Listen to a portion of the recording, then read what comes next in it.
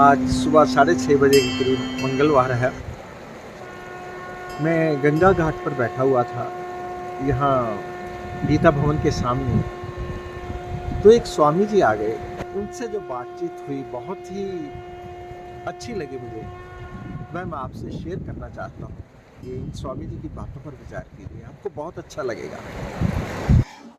स्वामी जी, ओम नमो नारायण। नारायण नारायण नारायण नारायण। श्री राम सुंदर दास जी, आप इधर गीता भवन में ही रहते हैं? हाँ, ब्रह्मलीन स्वामी जी श्री राम सुखदास जी महाराज जब थे तब उनके चरण में हम लोग रहते थे, इसी गीता भवन में सत्संग करते थे। अभी आते जाते रहते वृंदावन में।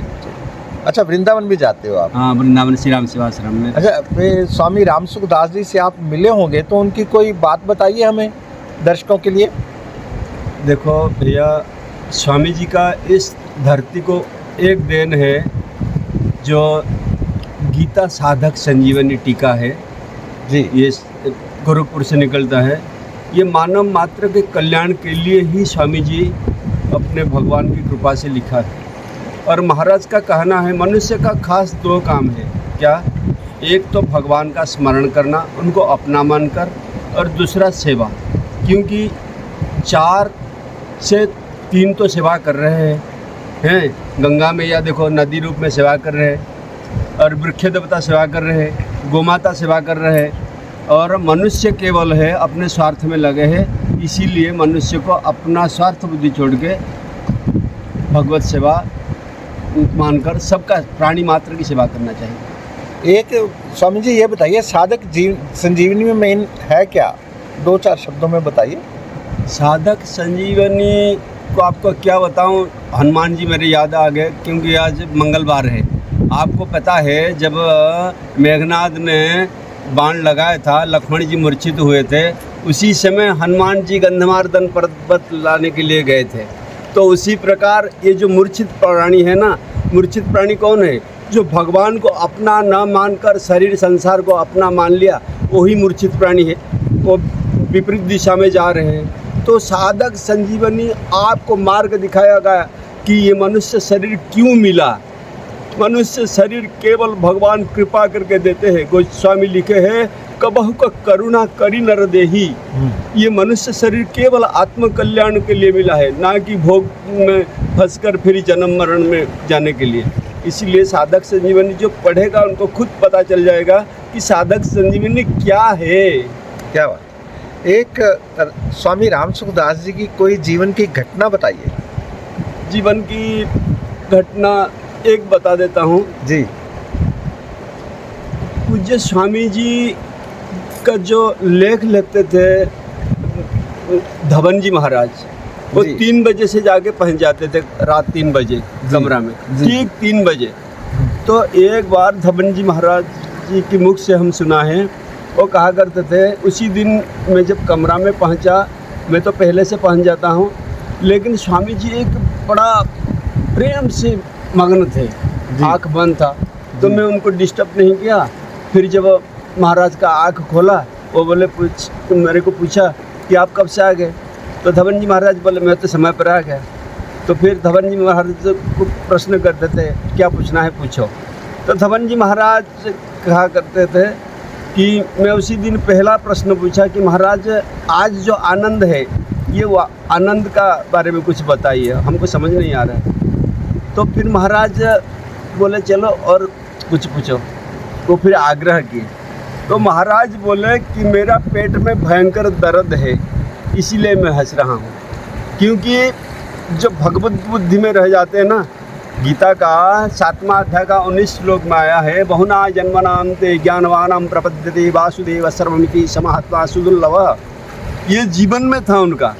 हम लोग का थोड़ा पेट के दर्द या मुँह में दर्द होने से कितना हम घबरा जाते, और महापुरुष का देखो विपरीत लक्षण, वो हंस रहे हैं कि भगवान इसी रूप में आए। क्या बात है। तो ये स्वामी जी के जो लेख लिखते थे धवन जी महाराज, उनके मुख से हम सुना था। आपको एक प्रसंग बता दिया। और क्या स्वामी जी, कुछ आप हमें आज के युवा को शिक्षा देनी हो तो क्या दोगे? देखो, भगवत कृपा से, संत कृपा से मैं भी स्कूल में जाता हूँ, कॉलेज में भी जाता हूँ, इसी ज्ञान को देने के लिए। मेरा निवेदन है पहले जितने युवा पीढ़ी है उसको शिक्षा देने के लिए जो घर में बड़े हैं वो भी शिक्षा लेना चाहिए। हम खुद माता पिता को प्रणाम नहीं करेंगे तो हमारा बच्चा कैसे प्रणाम करेगा हमको। तो इसीलिए भगवान लिखते यद्यताचरते श्रेष्ठ तत्त्वेते तरोजना शयत प्रमाणं कुरुते लोकस्तदनुवर्तते। श्रेष्ठ पुरुष जो आचरण करते हैं उसी को अनुकरण करते बच्चे। इसीलिए बड़े को पहले सावधान होकर व्यवहार करना चाहिए। माता पिता का आज तिरस्कार हो रहा है, क्यों? गोमाता का आज तिरस्कार हो रहा है, क्यों? इसका मूल कारण है जड़ से हमारा जो फाउंडेशन है ना वो कमज़ोर पड़ गया। इसीलिए मेरा निवेदन है पहले बच्चे को प्रणाम सिखाइए, माता पिता को प्रणाम करे, गुरुजन को प्रणाम करे, संत भगवान जो भी है मंदिर में जाके प्रणाम करे, रोज़ हनुमान चालीसा पाठ करे, तब कुछ सुधार होगा। और एक शब्द में बोल देता हूँ, हर दिन रात को सोते समय स्वामी जी का जो देन है प्रार्थना, हे नाथ, हे मेरे नाथ, मैं आपको भूलूं नहीं, ये प्रार्थना कम से कम 3 बार करके सो जाइए। क्योंकि मांग मांग कर हमारा जीवन खराब हो गया भगवान को।